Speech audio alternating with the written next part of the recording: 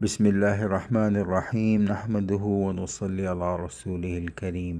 وادی الحجرت کے بعد اب ہم شعیب علیہ السلام میں داخل ہو گئے ہیں، اور ابن اسحاق نے ایسا ہی لکھا ہے کہ ثم سلک بہما ذات سلم، ان کا رہبر انہیں شعیب علیہ السلام میں لے گیا۔ تو یہ ہے شعیب علیہ السلام، اور یہ ایسے ہی اس کا لینڈسکیپ ہے، پہاڑوں کے درمیان میں یہ شعیب چلتی ہے،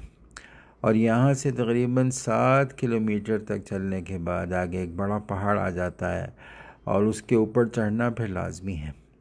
یعنی کہ اس کے اوپر اونٹوں کو کیسے چڑھایا ہوگا اللہ ہی جانتے ہیں۔ اور وہاں سے پھر تقریباً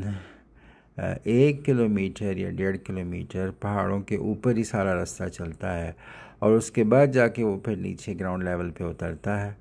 اور وہاں سے پھر آگے تقریباً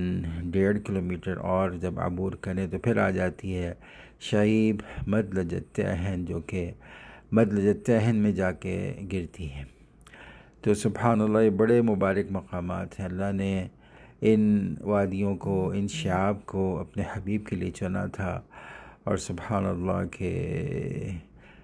طریق الہجرہ کی جو نورانیت ہے، ایسی ہائی کلاس اور کہیں بھی نہیں ہم نے دیکھی ہے۔ حجاز مقدس تو سارے کا سارا ہی بڑا ہی اعلیٰ اور عرفہ اور منور ہے،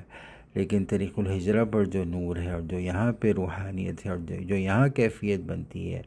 اور وہ کہیں نہیں بنتی۔ تو اب ہم دوبارہ واپس مڑ گئے ہیں شعیب کے مسیال کی طرف۔ یہ یہاں سے نکل کے آگے جا کر وادی الاجرد میں اس کا سیلاب شامل ہو جاتا ہے، سیل کا پانی،